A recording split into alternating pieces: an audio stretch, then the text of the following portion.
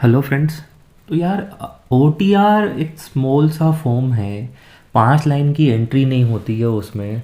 उसमें भी तुम इतनी गलती कर रहे हो। यूपीएससी में कोई अगर सबसे बेसिक चीज़ है तो वो पहले ओ टी आर है।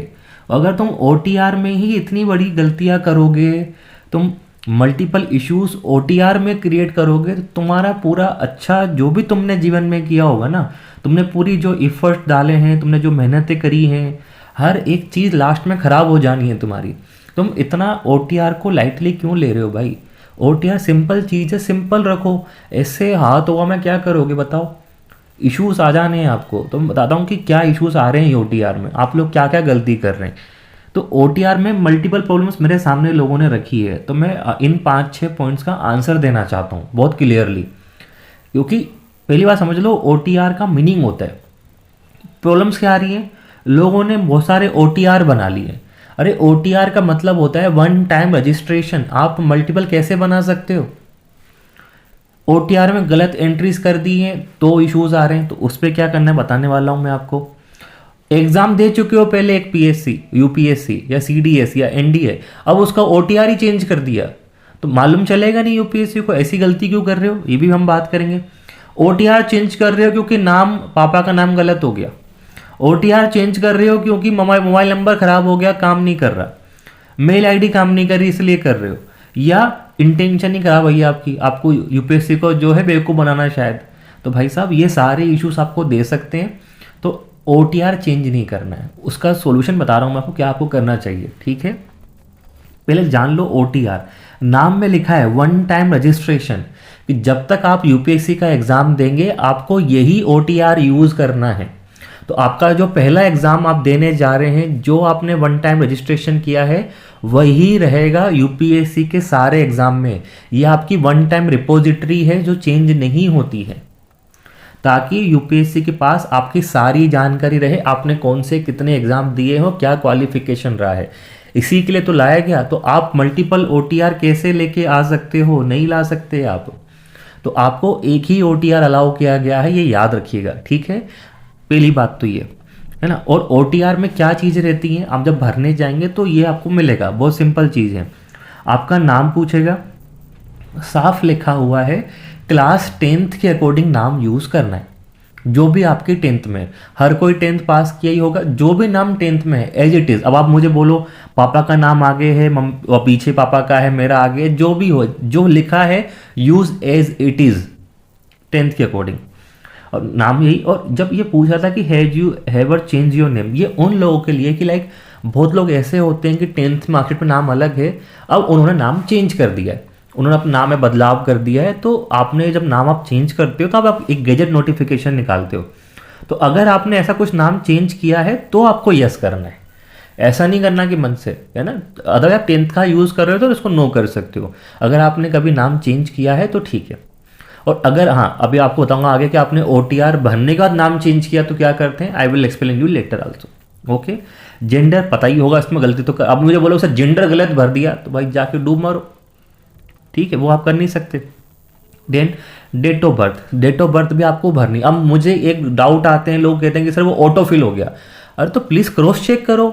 डेट ऑफ बर्थ तुम्हारी 10th के अकॉर्डिंग ही होनी चाहिए। 10th में डेट ऑफ बर्थ अगर तुम्हारी नहीं है तो फिर 12th के अकॉर्डिंग भरो उसको। लिखा है मेट्रिकुलेशन या सेकेंडरी का यूज़ करना है तो आपको या तो 10th भरो, नहीं तो 12th के अकॉर्डिंग भरो। डीओ भी आपको लिखनी है। सेम चीज़ फादर का नाम है, कि फादर का नाम आपको यूज़ करना है जो 10th में दिया है। तो नाम अगर फ्यूज़न है, कई महाराष्ट्र में जैसे होता है कि फादर का नाम और वो दोनों लिंक रहते हैं, तो उसमें से फादर का नाम ढूंढ लो क्या मीनिंग है और वो लिख दो, है ना। फादर का नाम किसी किसी में आई थिंक आईसीएसई बोर्ड में नाम नहीं होता, तो 12th में होगा, 12th का लिख दो, है ना। तो ये चीज़ आप कर सकते हैं। सेम चीज़ मदर के लिए। मदर के नाम के लिए परेशान होने की ज़रूरत नहीं है। मदर का नाम मिसमैच भी हो रहा हो, क्लैरिटी ना भी हो, तो मदर के नाम से कोई इशू नहीं होता, उनके डॉक्यूमेंट चेक नहीं होते हैं इसलिए, ठीक है। तो मदर का नाम लिखना है आपको। और अगर आप माइनॉरिटी है या नहीं तो प्लीज़ कंफर्म करें, इसमें गलती ना करें। माइनॉरिटी है तो यस करें, अदरवाइज नो करें, ओके। फ़ोन नंबर आप लिख सकते हैं, जो भी आपका नंबर है, you can give alternate number. Change होगा, बताऊंगा आगे क्या प्रोसेस होती है, पर बता रहा हूँ भरते कैसे। ईमेल आईडी वगैरह रखनी है। 10th का बोर्ड का रोल नंबर लिखना है। किसी का 10th का रोल नंबर गलत भी हो गया मानो, तो कोई बड़ी बात नहीं, हो गया तो हो गया, छोड़, उसका लोड नहीं लेना कि सर वो गलत हो गया है तो मैं नया ओटीआर बना लूँ क्या। अगर वो गलत भी है तो इट्स ओके, क्योंकि हमको जब भी हम कोई भी एग्ज़ाम देंगे तो हमें 10th की मार्कशीट देनी ही पड़ती है, वहाँ से चेक कर लेंगे, तो वही बड़ा इशू नहीं है ना। और क्वेश्चन आप दे सकते हो, बस इतनी इन्फॉर्मेशन बननी है, 5 लाइन की इन्फॉर्मेशन नहीं है, नाम, पापा का नाम, मम्मी का नाम, आपकी डेट ऑफ बर्थ, माइनॉरिटी है नहीं, तो इतनी सी बात में आप इतनी गलतियां कर रहे हो, मतलब ये क्या होगा। अब नाउ आपका जो इश्यूज है, मैंने पहले ही कहा यूपीएससी ने कहा है कि it's an one time registration, तो आप अपनी लाइफ में सिर्फ एक ही बार एडिट कर सकते हैं।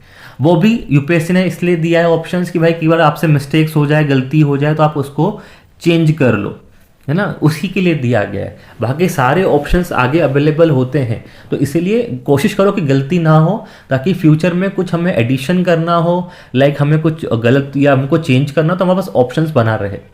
तो गलती नहीं करनी है, क्योंकि आपको नाम, डेट ऑफ बर्थ, फादर का नेम आपको सही रखना है, और गलती हो जाए उसी के लिए एडिट का ऑप्शन दिया है, लेकिन लाइफ में एक ही बार कर सकते हो, तो ध्यान रखना है कि सही से भरें। अब जो इश्यूज आते हैं, मल्टीपल ओटीआर बना लिया भाई सब लोगों ने, नंबर चेंज कर लिया, फ़ोन नंबर, आईडी चेंज कर ली और बना लिया, और अगर आपने ये कर लिया तो अलाउ नहीं है। यूपीएससी ने साफ कर रखा है, लाइक आप लोग फर्स्ट टाइमर एग्जाम देने वाले हैं, आपने आज तक यूपीएससी एग्जाम नहीं दिया, तो उस केस में आपने एक ओटीआर बना लिया, दूसरा बना लिया, तो दोनों वैलिड नहीं हो सकते, कोई वो एक ही वैलिड मानेगा, तो अलाउ नहीं है। जो पहला आपने एंटर किया है वही वैलिड रहेगा, दूसरा वैलिड नहीं होगा आपका, ठीक है। तो ये काम मत करें, मल्टीपल ओटीआर अलाउ नहीं है। अगर आप मल्टीपल ओटीआर से फॉर्म भर रहे हैं अलग अलग और आप ऐसा कर रहे हैं, तो आप पे फ्रॉड का केस भी लग सकता है, आप पे यूपीएससी एक्शन ले सकती है। तो आपको मल्टीपल ओटीआर नहीं बनाने हैं किसी भी कीमत पे। ये जरूर हो सकता है कि एक बार आप फर्स्ट टाइमर हो, आपने कुछ गलत कर दिया हो, तो then you can think for, पर आप ऐसा नहीं करो, ओटीआर आपको एक ही बनाना चाहिए, ओके। रॉन्ग एंट्रीज आपने गलती से कर दी, जो मैं बताया पहले आपको, आपने मानो फादर का नाम में गलती हो गई, मदर के नेम में गलती हो गई, मदर के नाम का तो इशू भी नहीं है, डीओ भी गलत हो गया आपका, तो फिर यू कैन करेक्ट इट, क्योंकि आपको एक मौका दिया है जीवन में चेंज करने का, तो आप कर सकते हो। ये बात जो बहुत लोग कर रहे हैं, मुझे बहुत मैसेज आए कि सर लास्ट टाइम मेरा ओटीआर अलग था, मैं थोड़ा अलग कर लूँ क्या, कर भी रहे हैं लोग बाग। आप एग्ज़ाम दे चुके हो, आपकी एंट्री हो चुकी है, नाउ आप ओटीआर को चेंज नहीं कर सकते, क्योंकि आपका अटेम्प्ट काउंट हो चुका है, आपको उसी ओटीआर से एग्ज़ाम देना होगा अगला। आप ओटीआर चेंज करके अगर जाएंगे तो it will be a kind of A fraud, ये बिल्कुल अलाउ नहीं है, आप ओटीआर चेंज नहीं कर सकते। ये मैंने एकदम क्लैरिटी दे दी आपको। दूसरा केस कि जहाँ पे क्या हो रहा है दूसरे केस में कि हाँ सर मैं ओटीआर चेंज इसीलिए कर रहा हूँ कि मेरे नाम में गलती है, मेरे फादर के नेम में गलती है, या कुछ और वजह आपने कही, मम्मी के नाम में गलती है, ऐसा आपने बोलना चाह रहे हो कि मैं इसलिए ओटीआर चेंज कर रहा हूँ, तो इसके लिए भी आपको नए ओटीआर की ज़रूरत नहीं है। अगर आपने वन टाइम एडिट का ऑप्शन यूज़ नहीं किया है तो प्लीज़ एडिट कर लीजिए, अगर आपने ऑप्शन यूज़ नहीं किया है तो। और अगर आपने ऑलरेडी यूज़ कर चुके वो ऑप्शन, एग्जॉस्ट हो चुके हैं अटेम्प्ट आपके उसमें चेंज करने के, तो बहुत सिंपल ऑप्शन है। अगर आपके नाम में गलती है, छोटी स्पेलिंग मिस्टेक है लाइक, तो भाई आप जाके जब इंटरव्यू देने जाओगे तो you can give an affidavit कि सर वो मेरे नाम में गलती है, दोनों को सेम मान लिया जाता है। और ये आते हैं, है ना, ये मुझे याद है कितने सारे स्टूडेंट्स को मैंने खुद ने कहा कि तुमको आएगा, और उनको कॉल आया और वो गए भी सही इंटरव्यू देने, कोई इशू नहीं आया। इन केस आपके नेम में कुछ एडिशन हुआ है, आपके नाम में कुछ चेंज हो गया है, तो you can publish A gazette notification कि मेरा नाम अब से ये है। उस नोटिफिकेशन को लेके इंटरव्यू बोर्ड में जाएंगे, वो जमा कर लेंगे बाहर आपका, and then they will clarify कि दोनों बंदे सेम ही हैं, तो भी काम हो जाएगा। और यही सेम चीज़ फादर के नाम पे भी चलती है। फादर के नेम में स्पेलिंग मिस्टेक है तो एफिडेविट लगेगा कि आपके जो 10th में नाम मेंशन है और जो आपके डॉक्यूमेंट में नाम मेंशन है वो एक ही बंदे के। फादर ने अगर नेम चेंज कर लिया है, मानो आपके डॉक्यूमेंट में अलग नाम दिखा रहा है, मानो कास्ट में अलग नाम दिखा रहा है, 10th में अलग नाम दिखा रहा है, तो यू नीड गेजेट नोटिफिकेशन। आ गया समझ में? तो बात सिंपल सी हो जाती है कि आपको इसके लिए परेशान होने की ज़रूरत नहीं है। आपको अपने नाम के लिए गेजेट नोटिफिकेशन एफिडेविट की जानकारी दी जाती है, तो आपको वही यूज़ करना है ना। तो ये चीज़ बहुत ही सिंपल सी बात होती है, इसमें कोई बड़ी चीज़ नहीं है। तो इसके लिए ओटीआर को नया बनाने की ज़रूरत नहीं है, वो गलत हो जाएगा आपका। मोबाइल नंबर चेंज हो गया भाई साहब आपका, सी गंगे नहीं सी चेंज, मोबाइल नंबर ही चेंज हो गया, अरे तो ज़रूरत ही नहीं है। भाई आपको उसमें ऑप्शन दिया जाता है, क्यों दिया गया है? यूपीएससी बेवकूफ़ थोड़ी ना है, हमको मालूम है कि ऐसा होता है।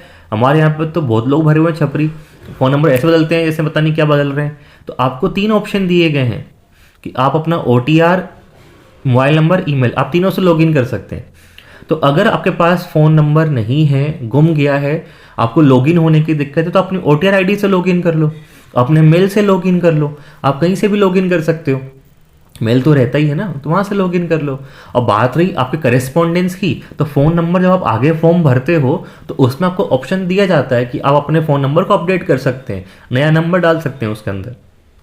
तो फ़ोन नंबर इज़ नॉट है कि वो सेम ही रहे, आप चेंज भी होता है तो आप लॉगिन तो कर ही सकते हैं। और आपके जो फॉर्म आएगा पार्ट 1 पार्ट 2 जहाँ भी डिटेल मेंशन है, आप अपना डिटेल चेंज कर दें वहाँ पे, तो इसके लिए भी चेंज करने की ज़रूरत नहीं है। विल, और सेम चीज़ ईमेल के लिए बता रहा हूँ मैं आपको। ईमेल भी आपका काम नहीं कर रहा है तो फ़ोन नंबर तो होगा, OTR आईडी से लॉगिन कर लें, तो ईमेल अपडेट कर लें यहाँ पे जाके बाद में जाके। तो ऑप्शंस दिए गए हैं, उसके लिए OTR चेंज करने की ज़रूरत नहीं है, क्योंकि OTR चेंज करना इज़ अ रॉन्ग थिंग। और एविल इंटेंट माइंड में है, जैसे कुछ केसेस हुए हैं कि लोगों ने अटेम्प्ट बचाने के लिए, नया दिखाने के लिए तो थोड़ा सा चेंजेस कर दिए, पेरेंट्स के नाम पे, मदर के नाम पे, खुद के नाम वही रखा मानो, फिर भी तो mobile number, email ID change कर दी, जो किया गया है। आप जानते हैं एक फेमस केस हुआ था लास्ट ईयर, उसमें यही किया गया था। तो आपको ये नहीं करना है। आप इन्फॉर्मेशन को बाईपास करने के लिए, अटेम्प्ट को बाईपास करने के लिए नया OTR बनाना चाह रहे हैं तो इट्स ए फ्रॉड, और आप पे एक्शन लिया जाएगा, आप लाइबिलिटी बनेगी आपकी फिर। तो प्लीज़ ऐसा काम मत करें जो आपका करियर ही रोक दे छोटी सी गलती के हिसाब से, तो बिल्कुल ही नहीं करना है। एडिशनल इन्फॉर्मेशन जो OTR में मांगी जाती है आपसे, जो आप देख रहे हो मांगी गई है, जैसे क्या पर्सनल डिटेल्स अब मांगी जा रही है, पेरेंटल, एजुकेशनल, ये सब आप इसको चेंज कर सकते हो मल्टीपल टाइम्स। जब भी कोई फॉर्म आप भरोगे, ये सभी आप यूपीएससी का फॉर्म भर रहे हो, तो यूपीएससी का फॉर्म भर रहे हो तो अभी आप उसको अपडेट कर सकते हैं। फिर जब आप उसको विंडो आएगी आप एडिट कर सकते हैं। मानो फ्यूचर में आपने कोई दूसरा फॉर्म भरा, आप CDS का फॉर्म भर रहे हैं, तो you can also update that OTR again. आप चाहो तो आप OTR अपडेट फिर से कर सकते हो उसी टाइम पे। जब भी कोई फॉर्म आता है नया तो आपको ऑप्शन दिया जाता है कि जो एडिशनल इन्फॉर्मेशन है आप इसमें एड ऑन कर सकें।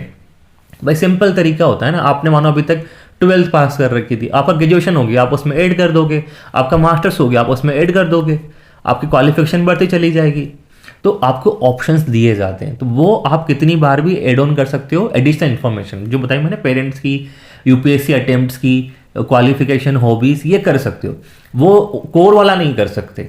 तो इस पर लोड लेने की जरूरत नहीं है, ये कितनी बार आप एडिट कर सकते हो, तो परेशान होने की जरूरत नहीं है। इसीलिए मैं कह रहा हूँ कि 3-4 ही एंट्रीज हैं गिनती की, छोटी चीज़ है। जो पहली बार भर रहे हैं प्लीज़ केयरफुली भरें कोर इन्फॉर्मेशन, नाम, डेट ऑफ बर्थ वगैरह, ताकि आपको दिक्कत नहीं आए। मल्टीपल OTR कभी ना बनाए, single OTR is more than enough, और उसी को फॉलो करें। ठीक है, तो thank you, like share and subscribe जरूर करें, बाकी ठीक है।